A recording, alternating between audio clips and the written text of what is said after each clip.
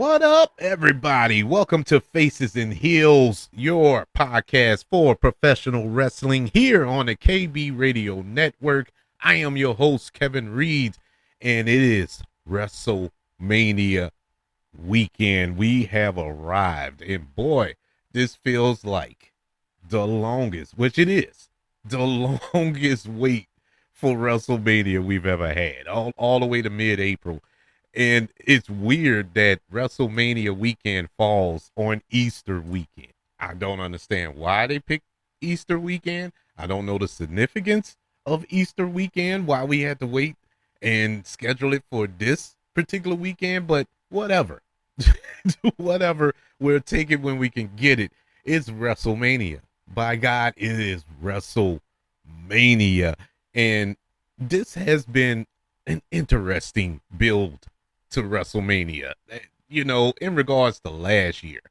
Last year's WrestleMania, which was a juggernaut, which was like the Avengers Endgame version of pro wrestling with that epic main event that had Cody Rhodes win the WWE Championship versus the Tribal Chief, Roman Reigns, and everybody came out, and it was bloodline rules and whatnot. It was a awesome build leading up to that with The Rock, him getting involved and taking Cody's spot, Cody taking his spot back, pissing off The Rock, causing The Rock to go final boss, beating Cody Rhodes with a weight belt in the ring, and all this other stuff, having a tag team match on night one to determine the main event match on night two. It was just epic storytelling, and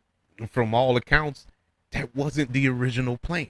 They pivot, and that's what we got, and we got pure excellence. This year, I think the expectation for a lot of people, and me to a certain degree, it was like, that's the bar, that's where we wanted. We wanted a build like that. We didn't get that. We were kind of teased to a couple of things, but never really came to fruition. It was like lazy. It was lazy booking. It wasn't any bad booking decisions, I would say, but it was just how it came to be, how we arrived at certain matches. It was kind of lazy. But with all that said, I like the match card. I like what we are being presented with so far. Now, we could get to WrestleMania and these matches be flat. For instance, last year I was super excited for the Usos. I was super excited Jay versus Jimmy. And that was arguably the worst WrestleMania match in history. Hands down, it was horrible. And you never know. It's 50-50. So we shall see. But we have a lot to go over today, so we're not going to prolong the time. Let's preview. Let's break down all 13 matches and a possible 14th. We'll put an asterisk by it. But for right now, let's go over all 13 matches night by night. This is the match card. This isn't the particular order that the matches will be in, but we do know who will be main eventing both nights. Night one will be main evented by the triple threat match between between Seth Rollins, CM Punk, and Roman Reigns. We know that night two will be Cody Rhodes versus John Cena for the championship. So aside from that, I don't know what order these matches will fall, but we'll see when we get there. I honestly don't care. I just want to see a good card. Starting with night one, which takes place April the 19th, Saturday night. Let's kick it off with a tag team match for the World Tag Team Championship, where the champions, the War Raiders, will take on the New Day. This is not my least anticipated, but one that is, like I was saying earlier about the build being lazy. they kind of dropped the ball. Well, they didn't kind of. They dropped the ball on the New Day. The New Day had one of the best heel turns in the past, I don't know, year. Aside from John Cena, we'll get to that later. But it was so cold-blooded how the New Day turned heel, turning their back on Big E and just shaming him, and you couldn't do nothing but feel sorry for Big E. And they went heel. And that momentum, the nuclear heat that they got after that, it was like, my God, they couldn't talk on the mic. They couldn't give a promo. It was like, my God, what are the New Day going to do now? How are they going to catapult off of this heat? Well, nowhere. They went nowhere. It was as flat can be. They weren't booked right. You didn't see them some weeks. I know they couldn't talk. I know that they couldn't get in the ring and talk because of the crowds, which was great. But you could have had them cut some vignettes or anything in the back or something, to build off of the momentum that they had at that point. But it was no momentum. And now all of a sudden, okay, we got a title match at WrestleMania. Where'd this come from? What was the purpose? How did they earn this?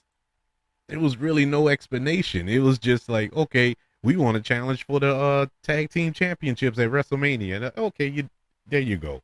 It was sold like, okay, they're the greatest tag team of all time, and this, that, and the third. They earned the right a little bit. I don't see how that earned you a tag team title match at WrestleMania. But I'll take it. I want to see the New Day. New Day are a great tag team. And pairing them, across from the War Raiders, it should be a good match because the War Raiders are a great tag team within their own right. I mean, they're the tag team champions. But they haven't had favorable booking. They really haven't done much of anything since they won those titles. And to be fair, it's a WWE thing. Actually, it's a whole pro wrestling thing, because if you watch AEW, and if you do, God bless you. But if you watch all of these pro wrestling programs, tag team wrestling has not been good in the past year or so, and especially in the WWE. It has not been booked right. SmackDown is doing a better job than Raw, but not by much. It's just there, they just have tag team championships or champions just to say they have a tag team champion. But this ought to be a good match. I think the one way to save this, the one way to keep interest, I believe the New Day will come out victorious and win the tag team championships. But I think it's going to be some shenanigans. And where the shenanigans are going to come from, I believe, and this is a strong theory, but I think Big E will return at WrestleMania and assist the New Day in capturing the tag team champions, or championship, I should say. That's the only way to really kind of make this into something. That's the only reason why this would be on the WrestleMania card. There's no other reason to have this at WrestleMania. The Street Profits and Motor City Machine Guns, they're wrestling for the championships on SmackDown before WrestleMania.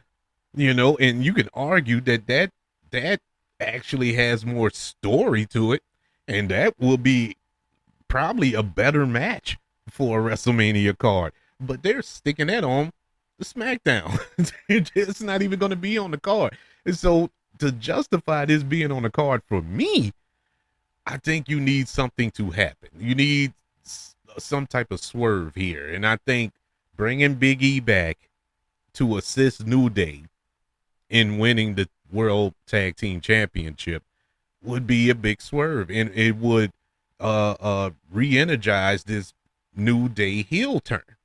because now you're raising questions of, okay, Big E is a heel now. Is Big E back for good? Is he going to wrestle? Is he, you know what I'm saying? It raises more questions, and that's what you want. You don't want predictability. You want something that'll throw you off, and I think that would throw a lot of people off. Even though I'm not predicting it, but it's more of a wish. I'm wishing that's the way it would go. But that's my prediction for the tag team championship, the world tag team championship match between the World War Raiders and the New Day. I have the New Day becoming the champions with an assist from Big E. That's my prediction for that match. We move on to the second match of night one, and it is a singles match between Rey Mysterio and El Grande Americano. This this is the one match, even though I should be super excited for this because I love both of these wrestlers. Even though El Grande Americano is new, but Chad Gable isn't. So I love Chad Gable. Chad Gable is probably one of the best wrestlers on the roster, man. He is a beast. And Rey Mysterio is Rey Mysterio. And I think they're going to put on a banger, but I don't know. I'm just not excited for this match. I mean, where's this going to go for anybody? How does this match help anyone winning wise? If Rey Mysterio wins, okay.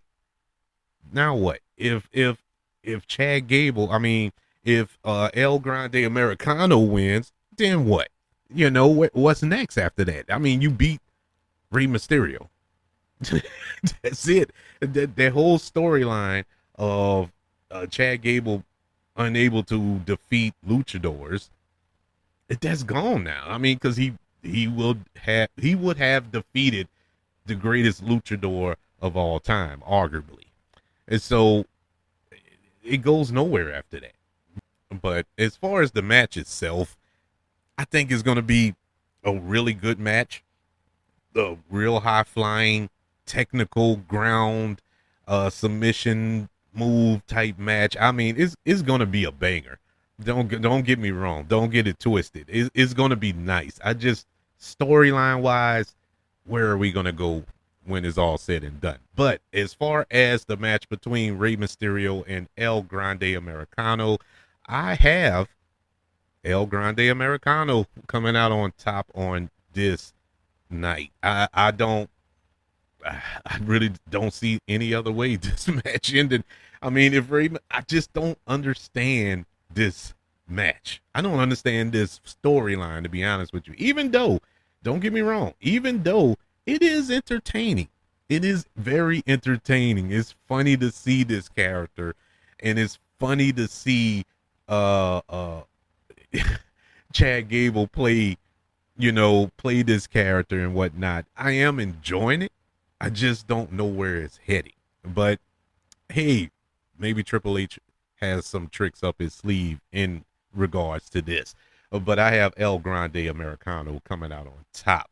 The third match in night one is the one match that I initially was not super looking forward to, but I am now. And that is Jade Cargill versus Naomi. This is going to be amazing. And it's not for the wrestling. it's not for what's in the ropes. It's the story.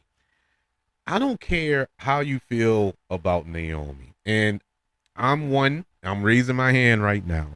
I'm a man, so I can admit when I was wrong. Since Naomi has returned to WWE, I have not enjoyed her. I have not enjoyed her character, her ring work. It has been stale at times, a little botchy at times, and it kind of was making me mad. It was making me mad because before she left, before her great exit a couple of years back with her and Sasha Banks, I was a huge fan of Naomi. I was cheering her on. I was feeling the glow. But when she returned, it just didn't have that same glow.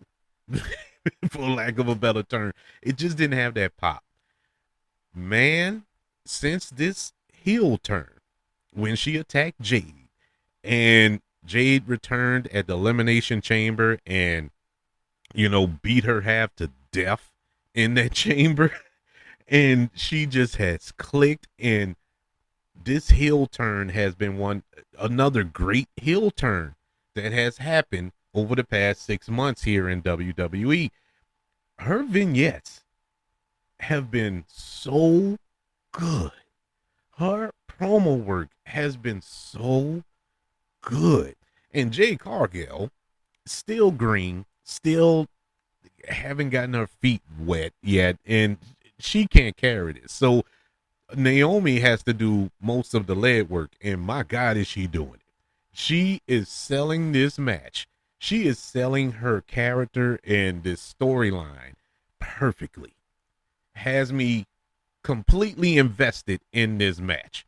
And I wouldn't have been any otherwise because, like I said, Jade Cargill is still green, and she still hasn't quite got it down packed yet.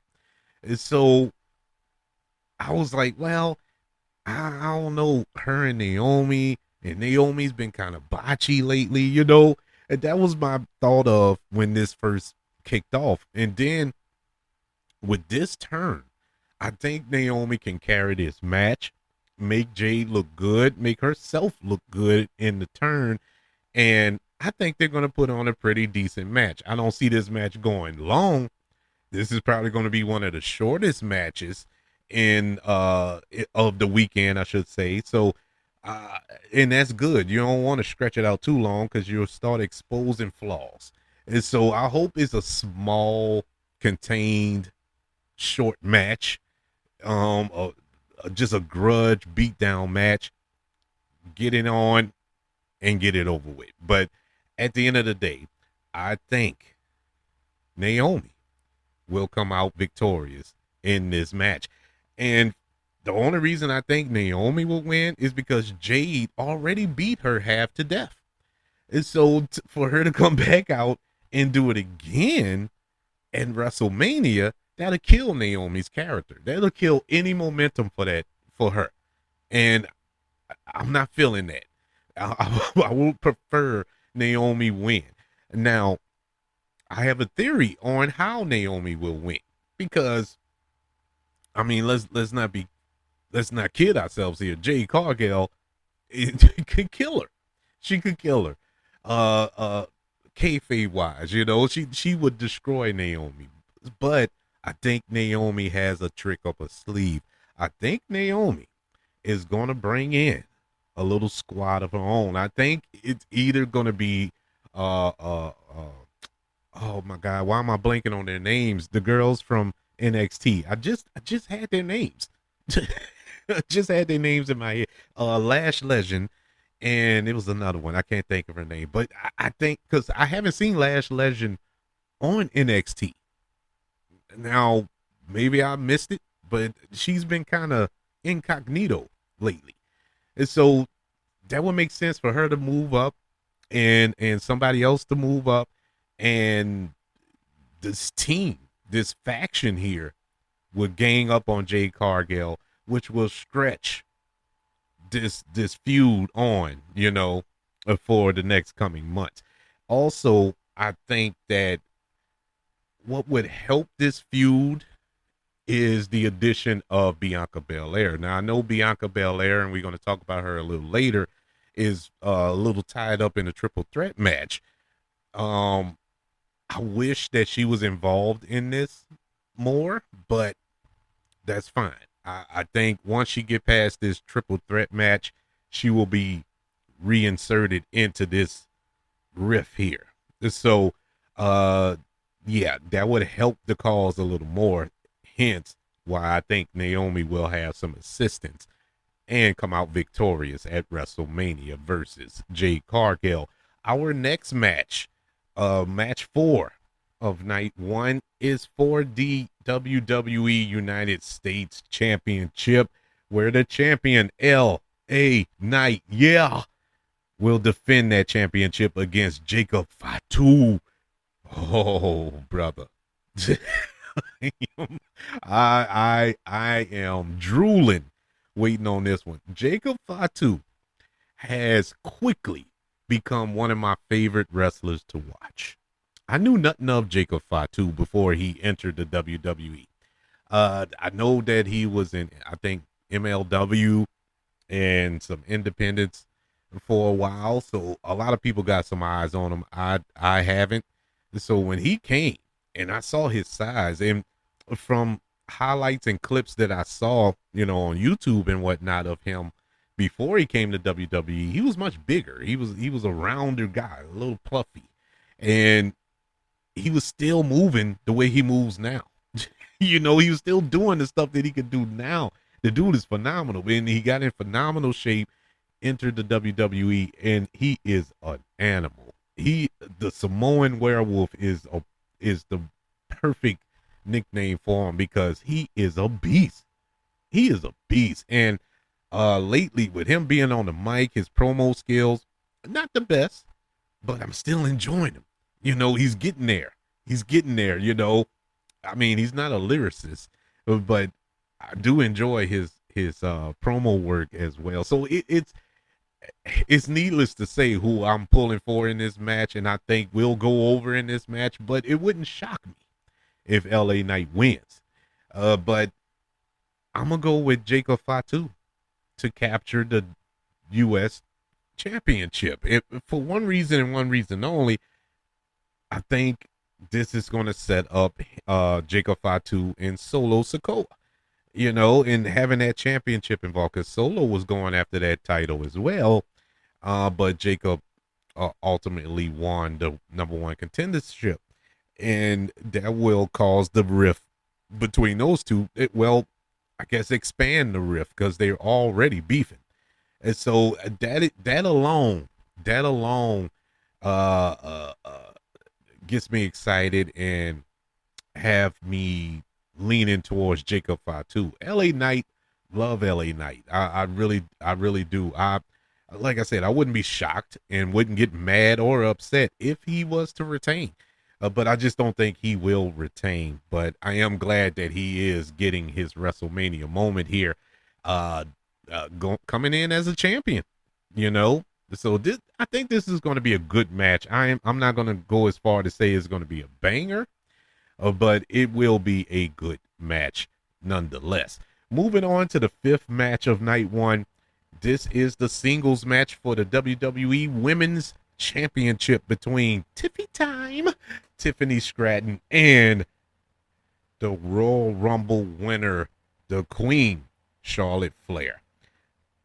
Zero expectations for this, for this match. I think these two are great performers. Tiffany Stratton has won me over. Of course, I enjoyed her in NXT, but I really like her ring work. Promo, not so much, but I like her ring work. Charlotte Flair, I know there's a lot of critics of Charlotte Flair, and I understand. I really do. I understand. It can get tiresome, her character. Very tiresome. But what she does between those ropes, you cannot hate on. There's no way you can hate on Charlotte Flair and the way she performs between the ropes. She's an animal. She's a beast. And so I think they're gonna put on a good match. It's the build that I just don't care for. I did not care for this build. The only time I got slightly interested in this match was when, the infamous promo where Tiffany called out Charlotte's divorces and all this here, and that was the only time I was interested in. The only reason I was interested in that, I was like, wait, is this a shoot, or are they going they really going real here, because Charlotte looked really pissed. She looked pissed off for real when she brought it up. And so I don't know. Now the week after that, they had a little brush up. You could tell that was kind of worked out, but the build just hasn't been there. I just I'm not excited for this match. And quite honestly, I would love to see Tiffany Stratton run with the title a little bit longer and actually do something with it, because she hasn't done anything with it since she cashed in. Nothing. Absolutely nothing. But for that reason, I think that's why they're going to end up taking it off her. Unfortunately, my pick to win the WWE Women's Championship at WrestleMania will be Charlotte Flair. I think she's going to go over, even though by right, she should be putting Tiffany Stratton over. This is the time to do it. But I don't know. I just don't know. It would actually surprise me. This would shock me if Tiffany won. But I, I think Charlotte is going to win. I really do, because Tiffany Stratton, it feels like the crown is too heavy for her. You know what I'm saying? She's giving that vibe like it's just she's not ready for this right now. I'm not saying she can never be a champion. Just right now, they probably pulled the trigger a few months early. You know, let her get some steam before she becomes champion, because this was a waste. This was a waste. Her title run has been just poo poo. I mean, she only defended it once, I think, prior to this WrestleMania match, and that was a rematch against Nia Jax. That was it. I don't think she's defended that championship since. So nah, I'm just not. I'm not feeling it. So I think Charlotte Flair will go over in this match. Our sixth match of night one is for the World Heavyweight Championship. Gunther defends his championship against main event Jey Uso. Yeet. Well, this was another one. Jey Uso wins the Royal Rumble. Leading up to this, the build just has not been up to snuff. It's been boring. It got exciting a few weeks ago, a couple of weeks ago, after Gunther, I guess, attempted murder on Jimmy Uso in the ring. At that point, it got fairly interesting, but it took so long to get to that, and I think that was one of the problems I had with them pushing WrestleMania back to this weekend. It took too long. It took way too long. Like some filler weeks there, you know, they had just fill in some stuff. Oh, we'll just choke him out this week. We'll have Gunther choke out Jay this week. Okay, what are we gonna do next week? Let's have him choke him out again. You know, let's wait till we get to March. Once we get to March, we'll start doing something a little different. And that's the way it felt. You had Jey Uso beefing with Austin Theory and Grayson Waller and all this. You had Otis and Tirashaka, whatever his name is. He having them involved in this and all. What they got to do with this? And then once they turned up the screws on this, they all just vanished. Everybody just vanished into the ether. It was like, what are we doing here? But it is interesting. I am a little hyped for it. At the same time, let's be real. Jey Uso, he is over. He is super over. Everybody loves him. Everybody loves to yeet. He is exciting. He brings just a new energy when he enters the arena. I get all that. But him wrestling, he is not the greatest. It's super kicks and leapfrogs off of the top rope. It's nothing he brings to the table. Is he able to kick it up a notch and do something different? Jey Uso had a phenomenal match with Roman Reigns about 5 years ago, which basically started the bloodline. That match was so good. And that's what started this bloodline storyline that pretty much held WWE together for the past 5 years up until last year's WrestleMania. And since then, Jey Uso hasn't really given us a banger match like that. Even against his own brother, like I mentioned earlier, that was the worst match. It was just super kick central. It was nothing else done in that match. Gunther is the probably the greatest professional wrestler currently working in all of pro wrestling. He can work a match with anybody, big, small, a high flyer, ground and pound. It doesn't matter. He's going to give you a banger match. And I think Gunther will be able to bring a exciting match out of Jay. I think it's going to be a good match. I do. The problem I have is this is the worst kept secret in all of pro wrestling. You know Jey Uso is going to win this match. It's not even worth predicting. It's a no-brainer. Of course he's going to win the match. But my logical brain won't allow me to accept that. Will it be a awesome moment? Will it be an epic WrestleMania moment to have Jey Uso yeeting with the World Heavyweight Championship belt? Yes, it will. It will be epic. But that's it. It's just that moment. That's it. And we're doing all this for a moment. Gunther, now, do he need to move on to bigger, better things? Yes, he do. Dropping this title, will that open the door for him to go after Cody or whoever has the WWE Championship? Yes, it will. But will it happen? I don't know. I don't know. And that's what scares me. I don't know what they're going to do with Gunther after that. After this foreseen outcome of this match.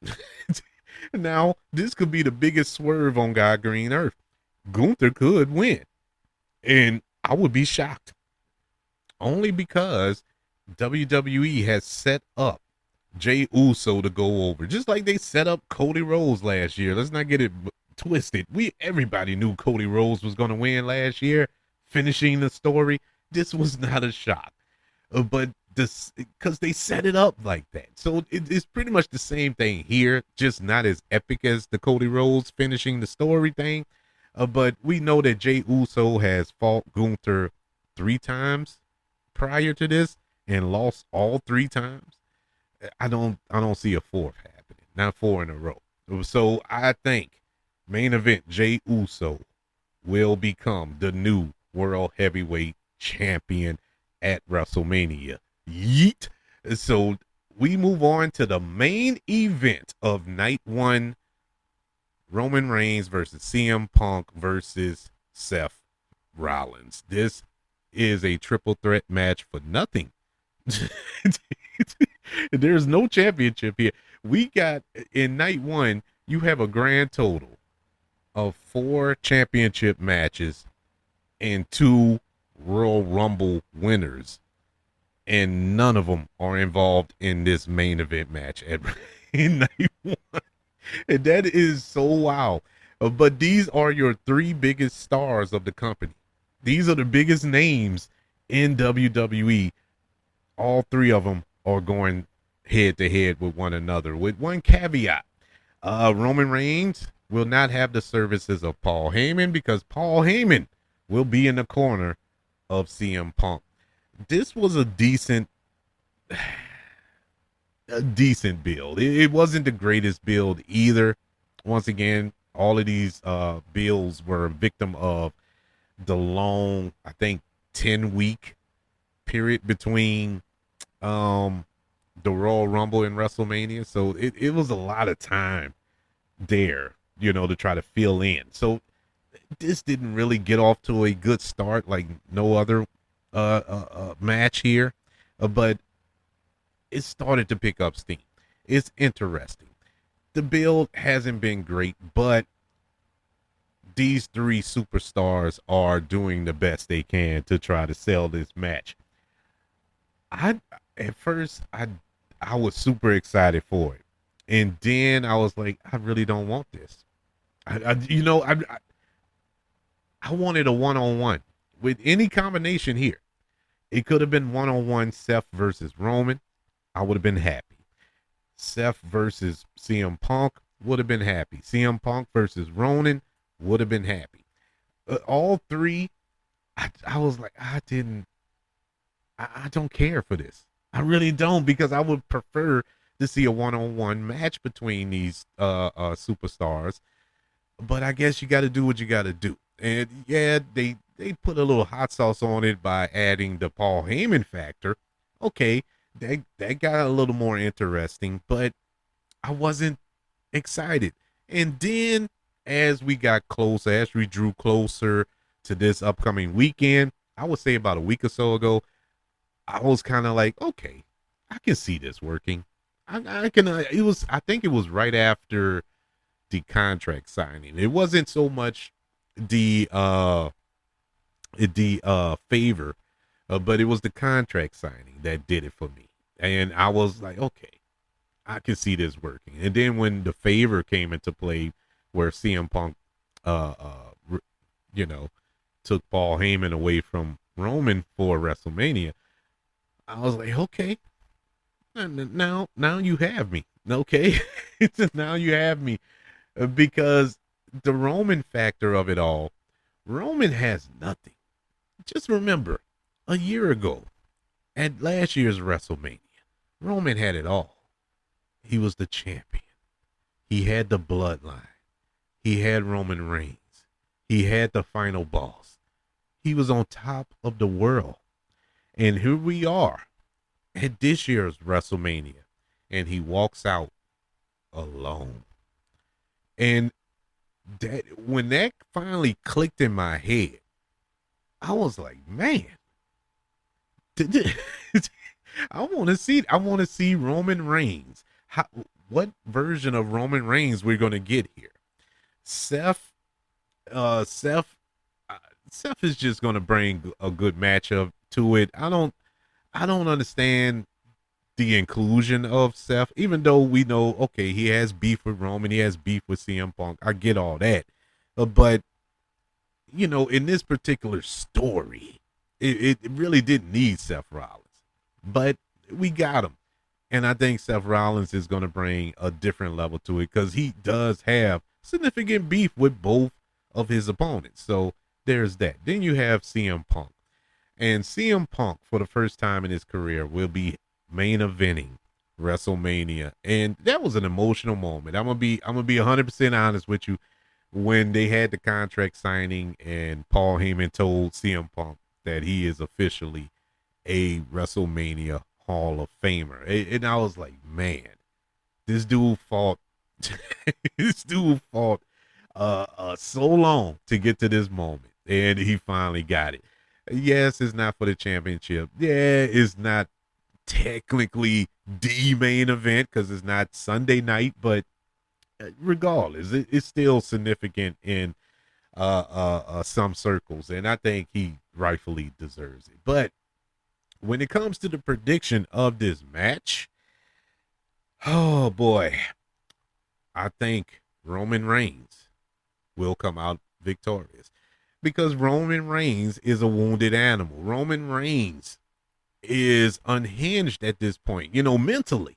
You know, he isn't frantic around. He isn't Jacob Fatu crazy, but he's lost it. He's the king without a kingdom. He's lost it all. And so I think he's going to come in and at all costs try to rebuild what he once had. And he can't do it unless he comes out victorious in this match. So that's my prediction. Roman Reigns, the victor. And it's not going to hurt anybody. Nobody is going to be hurt by a loss here. This is just going to be a good match. You know, it's not going to affect anybody's push. It's not going to drop anybody down the card. This is just a grudge match. You know, I would have loved if they would have added a little caveat, a little stipulation that whoever comes out victorious is the number one contender. Now that would have been something, you know, to the challenge for the WWE Championship at Backlash or something. That would have been a little put a little more weight to this match. But right now, it's really nothing. It's nothing. There is nothing to fight for other than the fact you want to beat up the other two guys. But I think Roman Reigns will come out victorious. So that's it for night one. Moving on to night two, Sunday, April the 20th, we have six matches. Might as well get into the one that is kind of iffy. We may get 7. And when I say may get 7, Randy Orton. Randy Orton was originally going to face Kevin Owens at WrestleMania, in case you don't know. Kevin Owens is hurt. Kevin Owens has had surgery. I think he had surgery last week after he announced that he was not going to be at WrestleMania due to this neck surgery that he was getting. And that put Randy Orton out of WrestleMania. He doesn't have a match, and it's sad. It's sad on both fronts, you know. It's sad for Kevin Owens, you know, because you don't know, like he said, he don't even know if he was going to be able to come back and wrestle after the surgery. And it's sad because he really wanted to wrestle. I watched the interview he did where he stated, like, man, he's so disappointed because he wanted to wrestle Randy Orton at WrestleMania. And one of the other big regrets was he wanted to wrestle John Cena in his final year, and that is not going to happen due to this surgery. And so he is he's out, man. According to reports, it could be 12 to 16 months before we see Kevin Owens again in the ring. So that left Randy Orton odd man out. Randy Orton, he RKO'd Nick Aldis a couple of weeks ago, which kind of hinted to maybe Nick Aldis returning to the ring. If you never watched Nick Aldis wrestle and NWA, Nick Aldis was an awesome pro wrestler. I don't think he's injured or officially retired or anything. He's just the GM of SmackDown. And so he can wrestle. And if you look at the dude, he's still in good shape. He's not like he didn't let himself go. I would like to see that, but it would be so out of the blue at this point. Actually, anything you do, anybody you stick in there would be out of the blue. But I do have a theory. I think Randy Orton will have a match Sunday night. He's going to come out. He's going to issue an open challenge. And that challenge will be answered.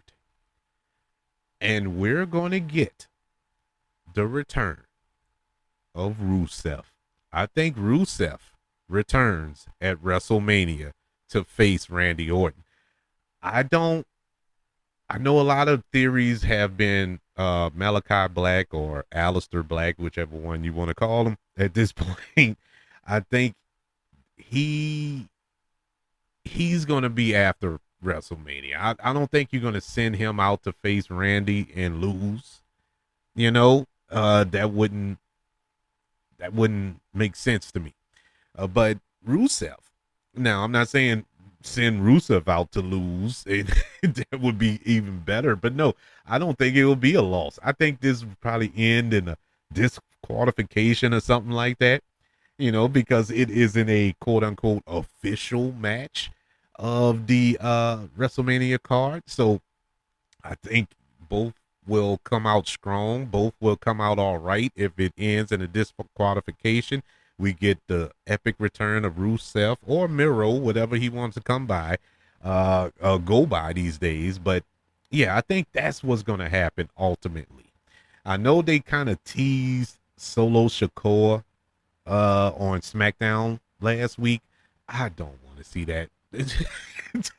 I don't want to see that. And I like Solo Sikoa, but I just don't want to see a Solo Sikoa versus Randy Orton match at WrestleMania. Hey, I'll watch that on SmackDown. I don't want to see that at WrestleMania. I would rather see Rusev. And he's signed. The report said that he has re-signed with the WWE. This was about a month ago. So it isn't like he's not there. He just hasn't appeared on anything. I think he's at the performance center or whatnot. But he knows. I mean, they got history together from back in the day. They can go out there and put on a match for about 10 minutes, 15 minutes, whatever. I would enjoy that. I would love to see Rusev back.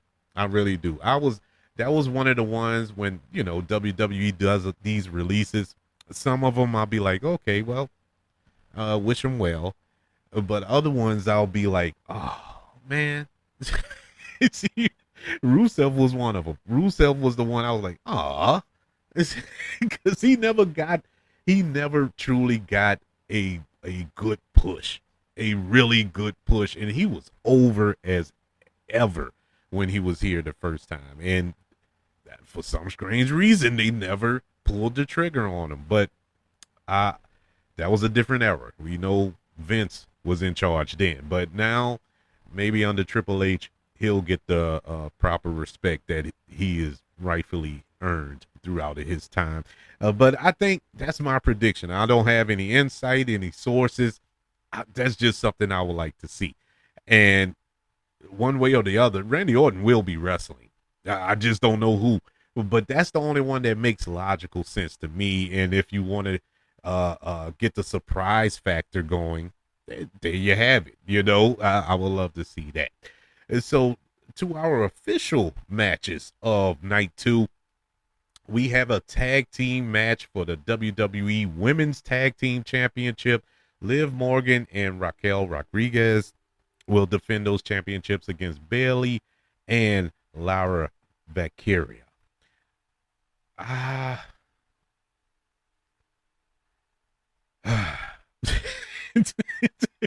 am not interested in this. And it's nothing against these ladies. All four of these women are awesome in their own right, but I don't care about the women's tag team championships. To be honest with you, until they announced that gauntlet match to see who defends the titles or who's going to challenge for the titles, I should say, at WrestleMania, I forgot that they even had women's tag team championships. And that's how much they don't do anything with those belts. Nothing with those belts. And it looks like they're doing the same thing with the women's Intercontinental and the women's US. They're not really pushing it. I thought that was going to be some awesome mid-card women's wrestling that we got to see, and we have yet to see it yet. Now, Lyra Valkyria, who is the women's Intercontinental champion, she's the only one that's really fighting out there with that belt, adding a little prestige to it. Chelsea Green with the women's US title, not so much. It's more of a joke belt, her character, and I love her character. I love what she's doing with the Secret Hervis, and all this here. All that is fine, but it's not really adding anything to those belts. And it's the same thing with the women's tag team championships. Those belts have not meant anything at all since they brought them up to the roster. It's just nothing, man. Do away with the NXT. NXT did away with their women's tag team championship. It's like, it's nothing. It's a waste of time. But yeah, I am not in case you can't tell, I'm not interested in this match. But do I think it's going to be a good match? Yes, I do, because these are four really good wrestlers. These are four women who really do put it out there on the line. And ultimately, I think Liv and Raquel will retain. And the only reason I think that is because Bayley and Lyra, they're still in this kind of feud for the Intercontinental Championship. And adding the tag team championship to them, it just throws off everything in my logic. So I would pick Liv and Raquel to retain. But who knows? We'll see. It don't make sense to make Lyra a double champion at this point. It really doesn't. But I've been wrong before. Anyways, moving on to the second match of night 2, we have AJ Styles versus Logan Paul. Once again, another one that you're kind of like, eh.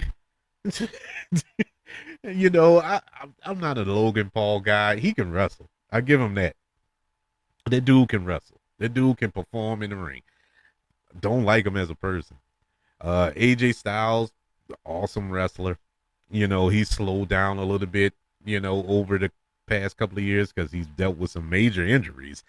And I think he's starting to wind it down now, but it's really hasn't been a build for this.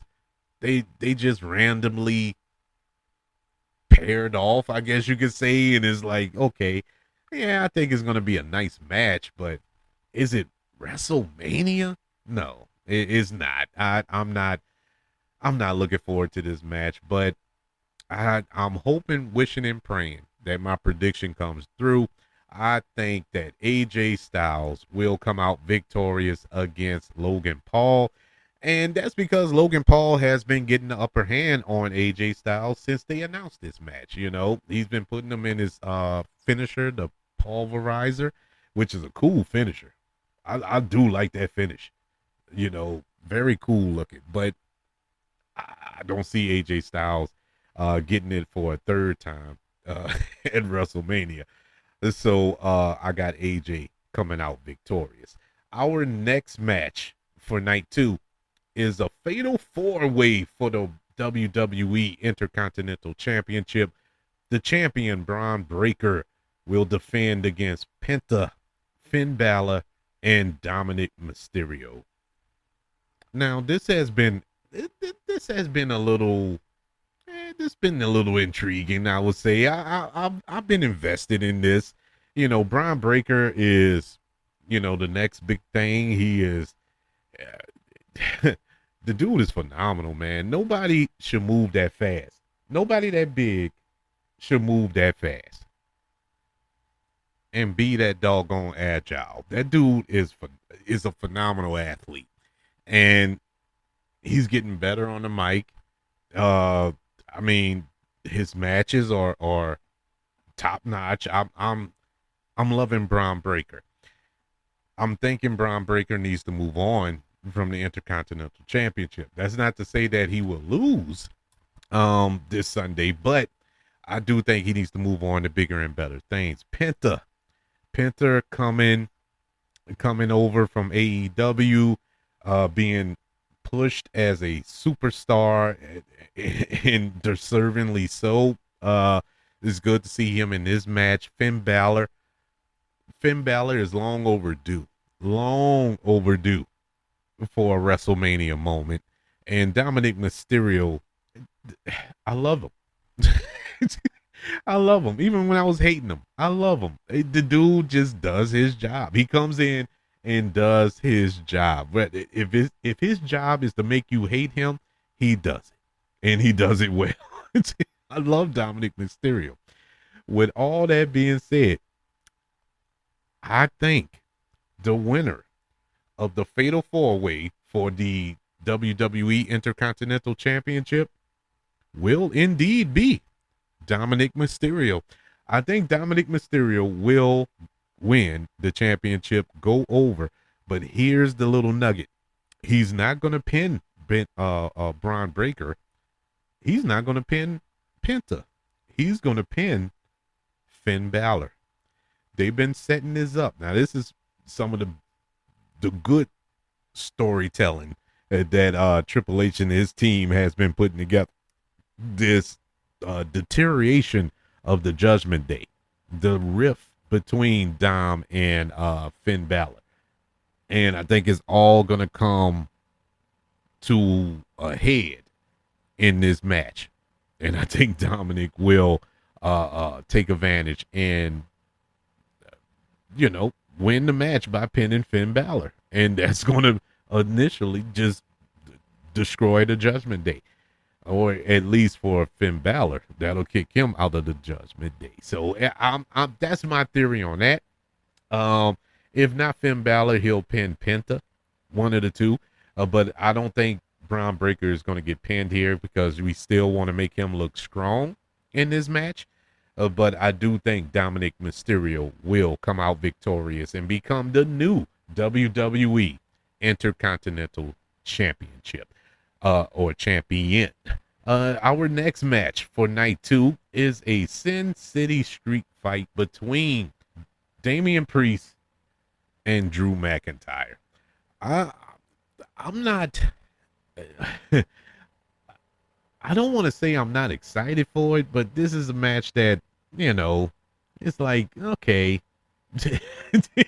it's on the card, so okay. I like both of these dudes, phenomenal in the ring, and even outside of the ring, I like what they're doing. I like how they been billing this match. It's nothing against this match. It's just nothing that I really care about, because I don't know what we're gonna do after this match.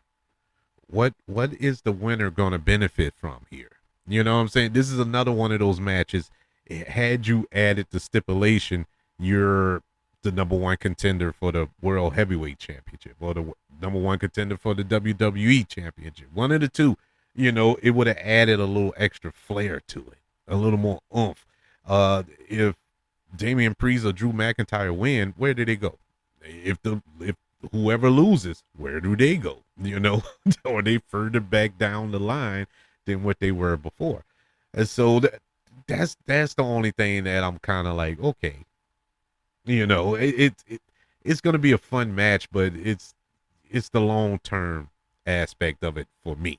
But as far as this match, I think it's going to be a banger, and I believe Drew McIntyre will come out victorious against Damian Priest in this match, because Drew McIntyre, he has goals, man. He's out to destroy everybody who he feels wronged him, and that includes Damian Priest. Let's not forget, this time last year at WrestleMania 40, Damian Priest cashed in on Drew to win that title. So there's some history there. So Drew is on a revenge tour right now. So I'm loving everything that we're getting from Drew McIntyre. So I wanted to see him continue on this rise to the top. So that's my prediction for that match. We move on to the triple threat match for the Women's World Championship. Io Sky defends against Bianca Belair and Rhea Ripley. This was lazy.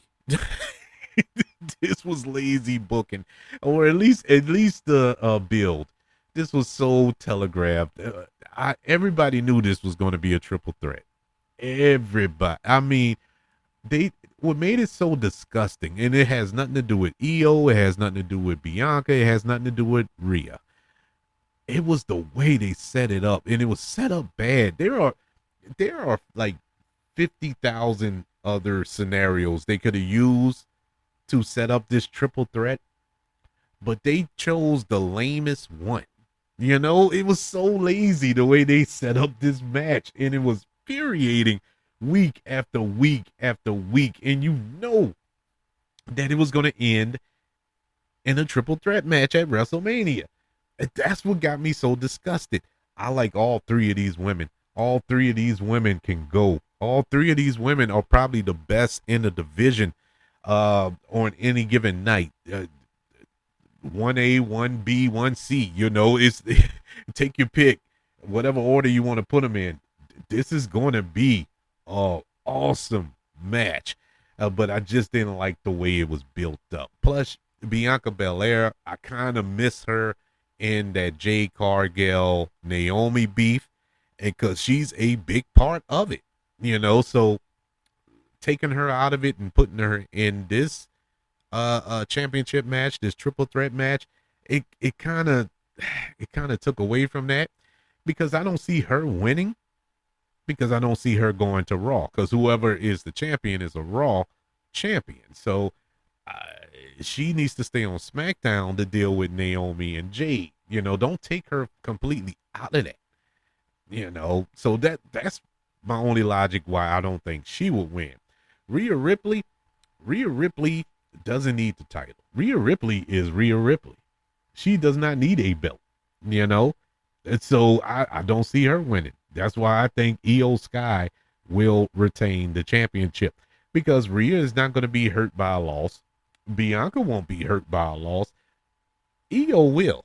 Io will fall to the bottom of the card because who else is, what else is she going to do?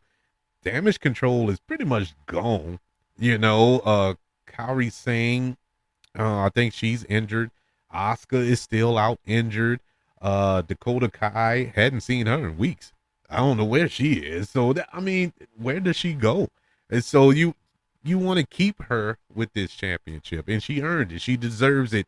And I think she's going to put on a banger of a match. I think this is going to be probably one of the sneaky best matches of the weekend. We shall see, but it's definitely going to be exciting. Yes, my pick for the triple threat match for the Women's World Championship, Io Sky retaining that belt. That brings us to the main event of WrestleMania Night 2, and it is, of course, for the Undisputed WWE Championship, Cody Rhodes versus John Cena in his final WrestleMania match. Heel John Cena, mind you. This honestly was tough. This was tough to decide. And the reason being, well, let me just say it like this. John Cena, I have John Cena winning this match. But it's hard for me to kind of come to grips with that because John Cena has done nothing since the Elimination Chamber. Yes, he came out on Raw on consecutive weeks, went off on a crowd, never said nothing about Cody, didn't say anything about The Rock. And we still waiting for that. They had that one promo back and forth where Cody Rhodes gave John Cena the crossroads. Okay. Haven't seen him since. And it's like, what is this? This was the greatest heel turn since Hogan at Bash at the Beach and in what that was, 97, 90. I don't know when that was, but it was that epic of a heel turn. And it just fell flat. It fell completely flat. I know that they had to work around John Cena's schedule because he's filming a movie. I get all that. But if that's the case, why pull the trigger on this? I know it's John Cena's final WrestleMania. I fully acknowledge that too. And you want to give him his moment at WrestleMania because he's John Cena. I understand that. But did you have to make him the main event for WrestleMania if he wasn't going to be there to promote the main event of WrestleMania? He has done nothing to promote this. The Rock, the final boss, has said nothing since Elimination Chamber. Is The Rock still alive? I have not seen The Rock since the end of Elimination Chamber. Travis Scott, the only confirmation we got is Travis Scott is going to be there because his theme song is the song for WrestleMania. So yeah, I guess Cody going to get a crossroad on Travis Scott. Whoop-de-doo. But what else is there? There has been no real build to this match. I like the promos. I did like the promos, but it added nothing to this match. It added nothing to what took place at Elimination Chamber, which was one of the most epic moments in WWE in the past couple of years. And you have the great John Cena turning heel, man. I mean, come on. And I don't know. It feels like a wasted opportunity here. The match itself, I really don't know how to gauge this match because let's not get it twisted. Let's not kid ourselves. Let's not fool ourselves. John Cena is not going to give us a banger match. John Cena couldn't give us a banger match 20 years ago. So he's not going to give you one now. John Cena is the GOAT. I acknowledge that. But John Cena is not going to go out there and give you a 20-minute classic in the ring. 30-minute classic in the ring. It's not going to happen. It's not going to happen. There's going to be some shenanigans here. There's going to be some bumfoolery here. I'm pretty sure The Rock will show up in this. He has to. But it's going to be so random, man. And it's frustrating. It is so frustrating. It is so frustrating that's what's going to happen. But yeah, I'm not super looking forward to this, like I was last year for that epic main event that we got. But like I said before, I think John Cena will win. Why, you ask? Because that's the only thing that makes sense. If John Cena doesn't win, all that took place at Elimination Chamber was for nothing. It was for nothing. All this emptiness that took place in between, where there was no motion, no real heelish type stuff taking place here. Nobody coming out and attacking Cody Rhodes and none of that. It was none of that. All this will be for nothing. All this, so you gotta have John Cena go over. Otherwise, it's a letdown. It was a wasted opportunity to really stick it to the WWE universe. So I'm gonna go with John Cena. I think it's better to see Cody Rhodes fighting for the championship as opposed to fighting to retain it. The chase is better than the actual achievement in this case. And so that's my prediction. Those are my picks. And so with that being said, I hope you wrote them all down, because 9 times out of 10 is going to be the opposite of everything I say. I never get these right. Never. I have never went up and down the card and got them all right. I came close. I believe last year or the year before last, I came close by like 2 matches I got wrong, but the rest were right. I feel confident this year, though. I feel good with these 13. I think I'm looking at 90% here. I'm looking at 90%. Is there some question marks there because of the fatal fours and the triple threats, all that? Because there's too many factors involved there. But I'm giving myself a little leeway there to wiggle. But I think I got it. I think I nailed it with these predictions. Only one way to find out. Check out WrestleMania 41 this weekend, April 19th and 20th on Peacock. 2 nights of WWE action. I would love to know your predictions. I want to know who you think are walking out of WrestleMania champions and victors. Email the show, kbradiopodcast@gmail.com. You can also search for the show on all social media platforms. Just search for the KB Radio Network. Also, subscribe to the KB Radio Network channel on YouTube and like this video if you don't mind. Don't forget, 5 stars, reviews, and sharing. If you're listening on Apple Podcasts, Spotify, iHeartRadio, wherever you are currently listening to Faces and Heels here on the KB Radio Network. Everybody, thank you for joining me for this preview and prediction show for WrestleMania 41. Of course, we're going to go over the results and recap WrestleMania 41 after the weekend. I'm not going to break it down night by night, but we'll do it after night 2 wraps up and see where I got wrong.